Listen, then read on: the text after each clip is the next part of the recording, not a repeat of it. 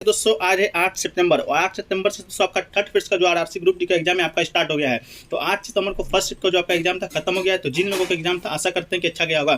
तो आज की इस वीडियो में 8 सितंबर फर्स्ट में पूछे गए जीके साइंस और करंट अफेयर्स के अधिकतम रियल प्रश्न मिल गए हैं। तो उन सभी प्रश्नों को आंसर को देखने का प्रयास करेंगे।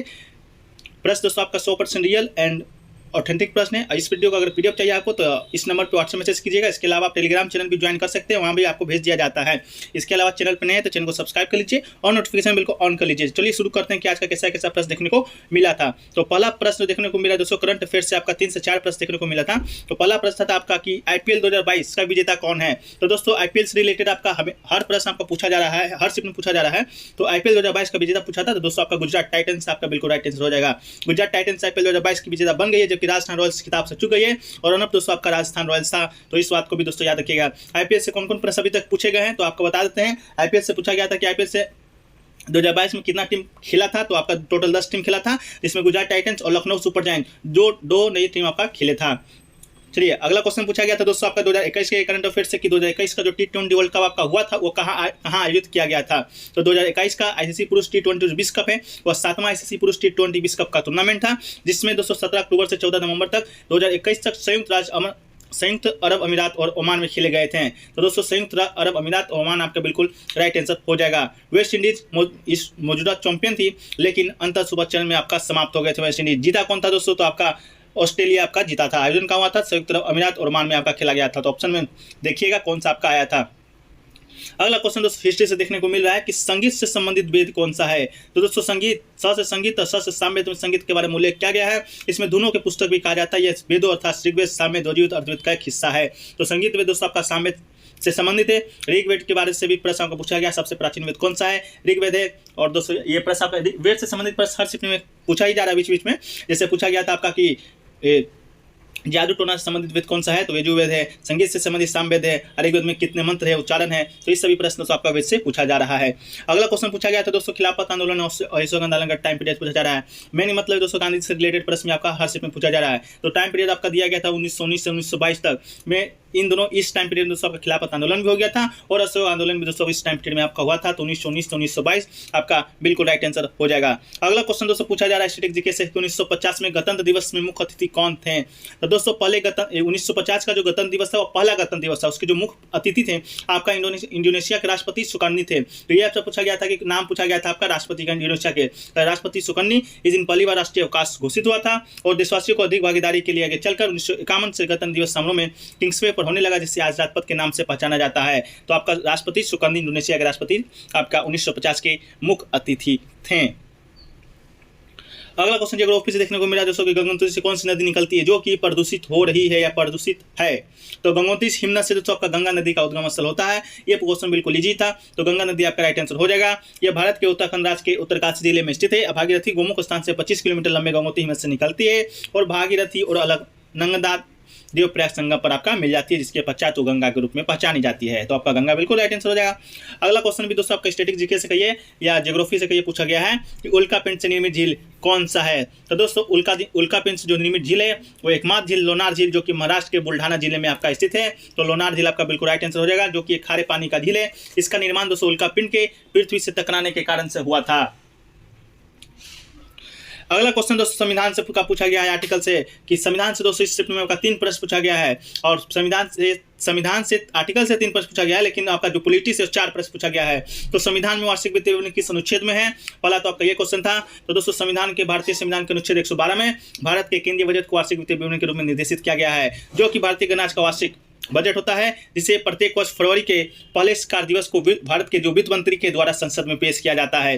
तो दोस्तों इस वार्षिक वित्तीय विवरण इसकी आम बोलचाल की भाषा में बजट कहते हैं, लेकिन बजट का जो उल्लेख है आपके संविधान में कहीं भी नहीं है। और बजट की जगह आपका वार्षिक वित्तीय विवरण का उल्लेख किया गया है, जो अनुच्छेद 112 में आपका पड़ता है। अगला क्वेश्चन दोस्तों कि महालेखा एवं नियंत्रक महालेखा परीक्षक से आपका अनुच्छेद पूछा गया था कि अनुच्छेद 148 आपका किससे संबंधित है। तो भारत के नियंत्रक और महालेखा परीक्षक से संबंधित दोस्तों आपका आर्टिकल 148 है। भारत के एक नियंत्रक महालेखा परीक्षक होगा, जिसे राष्ट्रपति अपना हस्ताक्षर और मुद्रा सहित अधिपद के द्वारा नियुक्त करेगा और उसी पद से केवल उसी रीति से और उन्हीं आधार पर हटाया जा सकता है जिन आधार पर दोस्तों आपका उच्चतम न्यायालय के जो न्यायाधीश होते हैं उनको हटाया जाता है। तो 148 आपका भारत के नियंत्रक एवं महालेखा परीक्षक से संबंधित अनुच्छेद है। अगला क्वेश्चन पूछा गया था दोस्तों, गर्भ निरोधक टैबलेट किस प्रकार से काम करता है। आपके पास 4 ऑप्शन दिया गया था कि अंडाशय में अंडाणु को कम कर देता है, माहवारी को करता है, या शुक्राणु बनना कम कर देता है, युग्मक बनना बंद हो जाता है। तो इसका जो आपका राइट आंसर जो हो जाएगा दोस्तों, वो आपका अंडाशय में अंडाणु को बनना नष्ट कर देता है। तो ये आपका शायद आपका राइट आंसर हो जाएगा। अगला क्वेश्चन पूछा गया दोस्तों, सबसे तीव्र गति से श्वसन कौन करता है। तो दोस्तों सबसे तीव्र गति से श्वसन की बात करें तो ये आपको 4 ऑप्शन दिया गया था, मछली दिया गया था, मनुष्य दिया गया था। तो दोस्तों ऑप्शन के अनुसार ये मिला लीजिएगा। अभी तक इसका जो ऑप्शन है मुझे नहीं मिल पाया है, जब तक ऑप्शन नहीं मिलेगा इसका आंसर बताना दोस्तों थोड़ा कठिन है। अगला क्वेश्चन दोस्तों पूछा गया था, धन्वंतरी अवार्ड किस लिए दिया जाता है।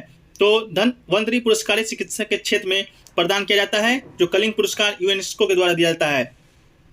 तो धन्वंतरी अवार्ड दोस्तों आपका शिक्षा के क्षेत्र में दिया जाता है। तो ये आपसे पूछा गया था। अगला क्वेश्चन पूछा गया दोस्तों कि धावन सोडा से क्या बनाया जा सकता है।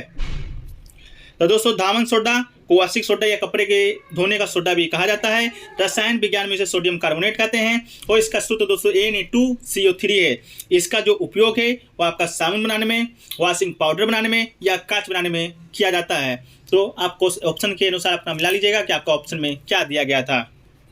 अगला क्वेश्चन दोस्तों पॉलिटी से आपका देखिए, ये पूछा गया था कि 11 अनुसूची में कितने विषय को शामिल किया गया है। तो भारतीय संविधान की 11वीं अनुसूची की बात करें तो आपका 1992 में 73वें संविधान संशोधन अधिनियम के द्वारा जोड़ा गया था और इस अनुसूची में दोस्तों 29 विषय आपका शामिल है। और इस अनुसूची में पंचायत की शक्ति, ग्रामीण विकास, गरीबी उन्मूलन, बाजार, सड़क और पेयजल आदि जैसे महत्वपूर्ण विषय शामिल किए गए हैं। तो ओवरऑल दोस्तों आपका 29 विषय आपका राइट हो जाएगा।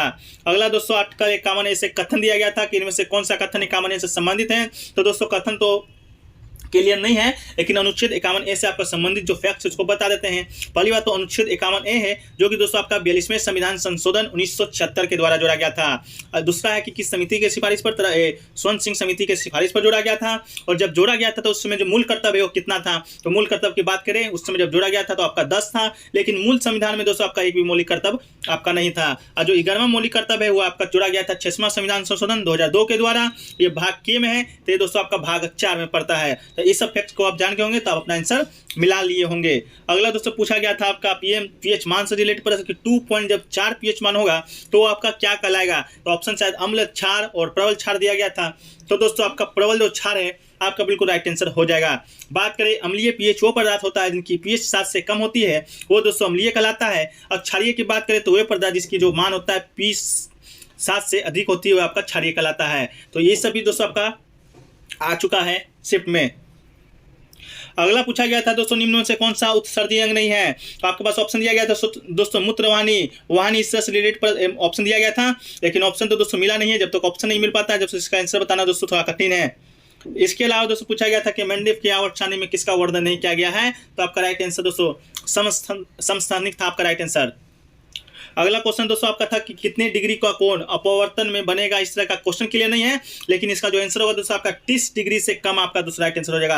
आपका क्वेश्चन था कितने डिग्री का कोण जो अपवर्तन से लाइट गुजरता है तो इस तरह से बनता है। तो आपका 30 डिग्री से कम आपका बिल्कुल राइट आंसर हो जाएगा।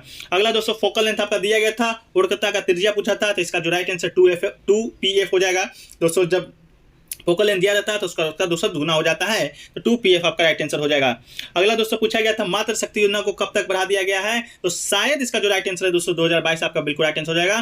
कंफर्म नहीं है दोस्तों, लेकिन मातृ शक्ति योजना से संबंधित जो आपका प्रश्न था जो कि स्मृति ईरानी के मंत्रालय के द्वारा आपको जारी किया गया, चलाया जा रहा है महिला एवं बाल विकास मंत्रालय के द्वारा, तो वो आपका 2022 बिल्कुल राइट आंसर हो जाएगा। अगला दोस्तों पूछा गया था कौन सा कार्य पौधे का नहीं है। तो दोस्तों कौन सा कार्य पौधे का नहीं है इस तरह का प्रश्न आपका पूछा गया था। तो ये सब जो प्रश्न दोस्तों इसका बिना ऑप्शन के ये दोस्तों नहीं बन सकता है। तो इस तरह का प्रश्न आपको पूछा गया था, लेकिन आपको बता दिए, लेकिन इसका आंसर अगर आपको मालूम है तो कमेंट सेक्शन में बताइएगा। अगला और भी प्रश्न दोस्तों पूछा गया था, लेकिन प्रश्न क्लियर नहीं है, लेकिन फिर भी डिस्कस कर लेते हैं। अगला पूछा गया था का प्रतिरोध धारा दिया गया था जिसमें पावर आपका पूछा गया था। फिर दोस्तों आपका 0.5 का बल्ब पावर दिया गया था तो 5 वोल्ट का पूछा गया था। इस तरह का भी कोई प्रश्न आपका पूछा गया था। इसके बाद दोस्तों आपका द्विविस्थापन अभिक्रिया से संबंधित जो प्रश्न आपका आया था कि द्विविस्थापन क्रिया से कौन संबंधित नहीं है। इसके बाद चुंबक से कथन से रिलेटेड आपका प्रश्न आया था। इसके बाद मेंडलीफ से रिलेटेड आपकी प्रश्न आया था, इसको मिलान करना था। इसके बाद दोस्तों लगभग सभी प्रश्न आपका हो चुका है। तो दोस्तों वीडियो को यहीं पर समाप्त करते हैं। वीडियो देखने के लिए धन्यवाद और चैनल पर नए हैं तो चैनल को सब्सक्राइब कर लीजिए, नोटिफिकेशन बेल ऑन कर लीजिए। मिलते हैं नेक्स्ट वीडियो में, जब तक के लिए जय हिंद जय भारत।